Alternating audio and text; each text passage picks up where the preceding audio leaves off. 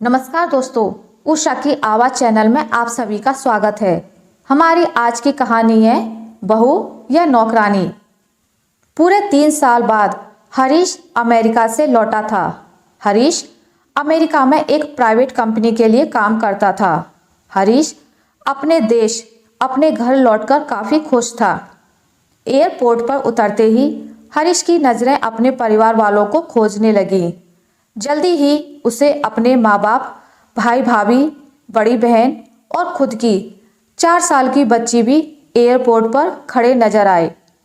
लेकिन उसकी नज़रें विभा को खोज रही थीं। वो सोचने लगा कि विभा मुझे एयरपोर्ट लेने क्यों नहीं आई।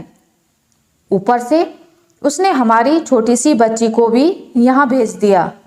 हरीश एयरपोर्ट पर सबसे हंसी खुशी मिला। फिर उसने विवाह के बारे में पूछा तो उसकी दीदी बोल पड़ी, भाई वो घर पर ही है, तुम्हारे लिए खाना तैयार कर रही है। वह तो आज ही तुम्हारे आने की खुशी में काम करने लगी है, वरना वो कोई काम करती ही कहाँ है। हरीश ने अपनी बेटी को प्यार से गोद में उठा लिया, लेकिन उसकी बेटी उसे देखकर रोने लगी। लाओ मुझे दो बच्ची को, वह तुम्हें काफ़ी दिनों बाद देख रही है ना, इसलिए पहचान नहीं पा रही होगी। कहते हुए दीदी ने बच्ची को अपने पास ले लिया। सभी टैक्सी में बैठकर अपने घर की तरफ रवाना हुए। हरीश अपने परिवार से मिलकर खुश था, लेकिन विभा उसे एयरपोर्ट पर मिलने नहीं आई। ये बात उसे काफ़ी परेशान कर रही थी। वो सोचने लगा, क्या खाना बनाना मुझसे मिलने से भी ज़्यादा ज़रूरी था, और वो भी तब जब मैं 3 साल बाद वापस आया हूँ। इन्हीं ख्यालों में घर तक का आधा रास्ता बीत गया। अब उसकी बच्ची उसे देखकर रो नहीं रही थी, इसलिए हरीश उसके साथ खेलने लगा। बाकी का आधा रास्ता भी खत्म हुआ और सब घर पहुंच गए। गाड़ी की आवाज़ सुनकर विभा बालकनी में आकर खड़ी हो गई और हरीश की तरफ देखने लगी। हरीश भी जैसे ही गाड़ी से उतरा, उसने पहले दरवाजे की तरफ और बाद में बालकनी की तरफ नजरें घुमाईं, जैसे वह विभा को ही देखना चाहता हो। हरीश से नजरें मिलते ही विभा के चेहरे पर मुस्कान झलक पड़ी।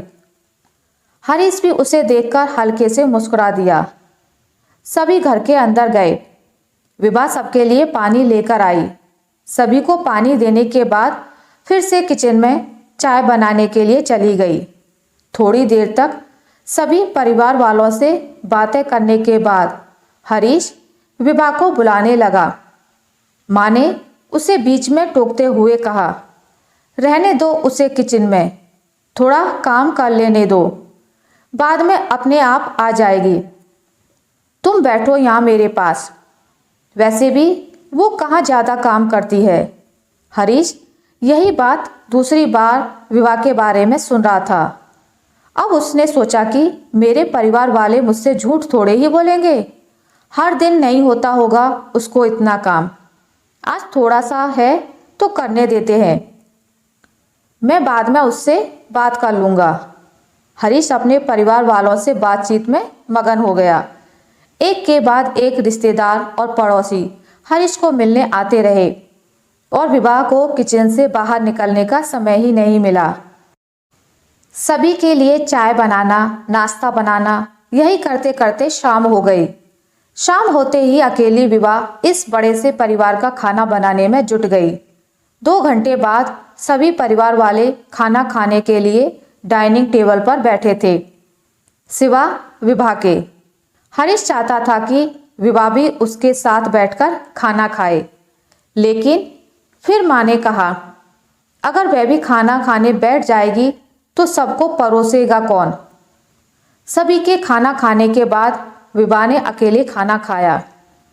रात को सोने के वक्त हरीश और विभा अच्छे से मिल पाए।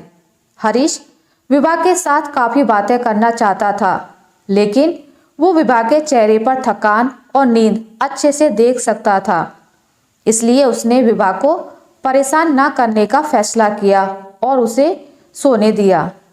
विभा सोने ही वाली थी कि उसकी छोटी बच्ची रोने लगी।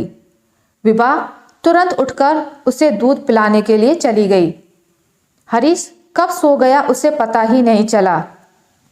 जब सुबह बच्ची की रोने की आवाज़ आने लगी तो हरीश उठा और विभा को पुकारने लगा। जब विभा पास नहीं दिखी तो उसने बच्ची को चुप कराया और फिर से सुला दिया। हरीश बाद में विभा को देखने लगा तो विभा उसे फिर से किचन में मिली, जो सुबह सुबह ही जल्दी उठकर घर वालों के लिए चाय नाश्ते की तैयारी में लग गई थी। अब हरीश सोचने लगा, माँ और दीदी तो कहती थी कि विभा ज़्यादा काम नहीं करती, लेकिन जो मैं देख रहा हूँ वो तो कुछ और ही है। हरीश अब सब समझ गया था, पर वो अपनी माँ को ऐसा नहीं बोल सकता था कि विभा से ज़्यादा काम ना कराया करो। इसलिए अब उसने खुद ही विभा की मदद करना शुरू कर दिया। काम में हरीश के हाथ बटाने से विभा को थोड़ा अच्छा लगने लगा था। पहले जहाँ उसका चेहरा थकान से उतरा रहता था, अब उस पर थोड़ी थोड़ी चमक आने लगी थी। हरीश ने कुछ दिनों में ही ये महसूस कर लिया था कि विभा अब वो विभा नहीं रही जिसे हरीश शादी करके लाया था। वो तो कोई और थी जो तोते की तरह बोलती थी, और ये विभा तो बिल्कुल चुप है, गुमसुम है। ऐसा लगता है जैसे किसी के दबाव में हो, किसी डर की वजह से सहमी हुई हो। हरीश विभा को उसके काम में और ज़्यादा मदद करने लगा। हरीश का ऐसा व्यवहार अब घर वालों को खटकने लगा। घर के सभी बड़ों और उसकी दीदी ने मिलके हरीश को समझाया, तुम अपनी बीवी की मदद करते हो, उससे हमें कोई ऐतराज़ नहीं है, लेकिन तुम्हें भी एक हद तक ही ऐसा करना चाहिए। जब तक कोई तुम्हें ऐसा करते हुए देख नहीं रहा हो तब तक सब ठीक है, लेकिन जब कोई तुम्हें बीवी के होते हुए बर्तन धोते देखे तो वो अच्छा थोड़े ही लगता है। और सोचो, आगे चलकर विभा को तुम्हारी मदद की आदत पड़ गई तो तुम्हारा अपने काम में ध्यान लगाना मुश्किल हो जाएगा। हरीश हमेशा से ही अपने परिवार वालों की बात मानता आया था। जिस तरह से सबने हरीश को समझाया था, हरीश भी उनकी बातों में आ गया। अब हरीश विभा की मदद करने से कतराता था। कभी कभार वह बच्ची के लिए दूध गर्म कर लिया करता, उससे ज़्यादा कुछ नहीं। घर वालों ने हरीश को अमेरिका जाने से मना कर दिया और कहा कि यहीं पर कुछ काम कर लो। हरीश ने अब घर से ही ब्यूटी प्रोडक्ट ऑनलाइन बेचना शुरू कर दिए। उसका परिवार भी बढ़ गया। अब उसे 2 बेटियां और 1 बेटा था। दोनों बेटियां स्कूल जाने लगी थीं, लेकिन बेटा अभी भी छोटा था। जितना हरीश कमाता था उतना सबके लिए काफ़ी नहीं था। काफ़ी सोच विचार करने के बाद हरीश ने यह फैसला लिया कि वह अब विभा के साथ शहर में जाकर रहेगा, जहां पर विभा भी काम पर जाएगी और वह घर से ही अपने ब्यूटी प्रोडक्ट बेचता रहेगा। इस तरह से वो अपने पैसों की तंगी को पूरा करेंगे। परिवार वालों ने भी हरीश को इजाज़त दे दी। हरीश चाहता था कि माँ भी उसके साथ रहे, लेकिन माँ को शहर में रहना पसंद नहीं था। माँ गांव में ही बड़े भाई के साथ रहने लगी। शहर में अब विभा भी नौकरी करती।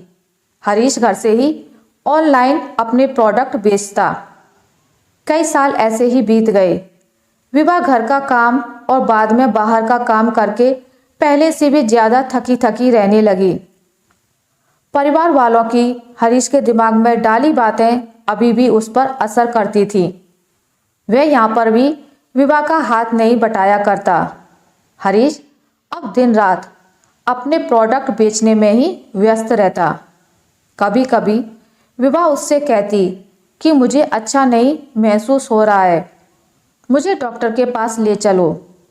वो हाँ कह देता, लेकिन अपने काम में इतना खो जाता कि कभी उसको डॉक्टर के पास ले ही नहीं जाता।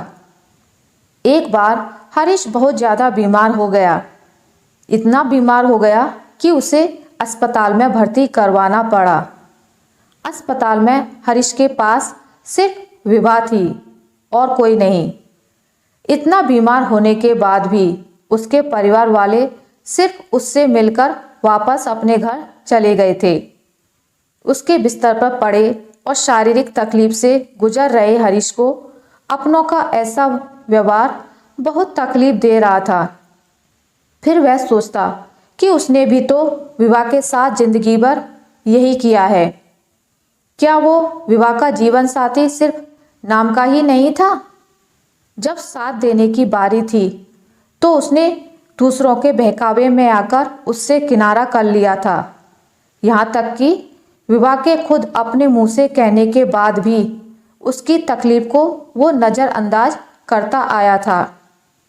हरीश को अब अपना दर्द विवाह के दर्द के आगे मामूली सा लगने लगा। उसके दर्द को ना बांटकर उसने बहुत बड़ा गुनाह किया, ऐसा उसे लगने लगा। पश्चाताप के आंसू हरीश की आंखों से बहने लगे। उसने अपनी सारी गलतियों और गुनाह के लिए विवाह से माफ़ी मांगी। जीवन साथी का मतलब होता है जीवन के हर उतार चढ़ाव में, जीवन के हर मोड़ में जो साथ दे। साथ होने और साथ देने में उतना ही फर्क होता है जितना सिर्फ वादा करने में और सचमुच वादा निभाने में होता है। आशा करती हूँ आपको मेरी आज की कहानी अच्छी लगी होगी। अगर आपको मेरी ये कहानी अच्छी लगी है तो इसे लाइक करें, ज़्यादा से ज़्यादा शेयर करें और अगर आप मेरे चैनल पर नए हैं तो इसे सब्सक्राइब करना ना भूलें। मिलते हैं एक नई कहानी के साथ, तब तक के लिए नमस्कार।